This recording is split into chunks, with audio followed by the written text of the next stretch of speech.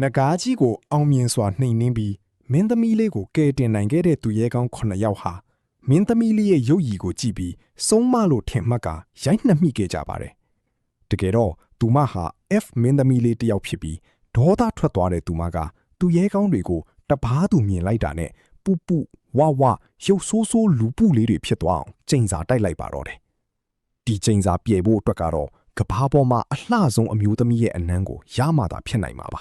။တနေ့မှာတော့သူတို့ရဲ့အိမ်ထဲကိုစနိုးဝှိုက်ရောက်လာခဲ့ပါတယ်။သူရဲကောင်းတွေဟာကျိန်စာပြေဖို့အတွက်သူတို့ရဲ့အည်ချင်းတွေကိုအပြိုင်အဆိုင်ထုတ်ပြခဲ့ကြပေမဲ့စနိုးဝှိုက်ရဲ့စိတ်ကိုတော့မဖန်ဆားနိုင်ခဲ့ပါဘူး။အကြောင်းကတော့စနိုးဝှိုက်မှာလည်းသူမရဲ့အလှအပနဲ့ပတ်သက်ပြီးလျှို့ဝှက်ချက်တစ်ခုရှိနေလို့ပါ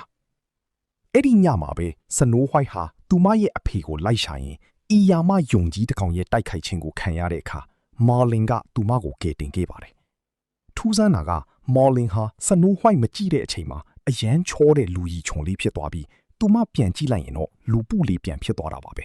။နောက်ဆုံးမှာတော့မော်လင်ဟာစနိုးဝှိုက်ကိုအန်ဒီယေကနေကာကွယ်ပေးဖို့အတွက်သူ့ရဲကောင်းတယောက်ရဲ့မူလစွမ်းအားတွေကိုထုတ်သုံးပြီးယုံကြီးကိုရေးရေးဝုံဝုံရင်ဆိုင်ပါတော့တယ်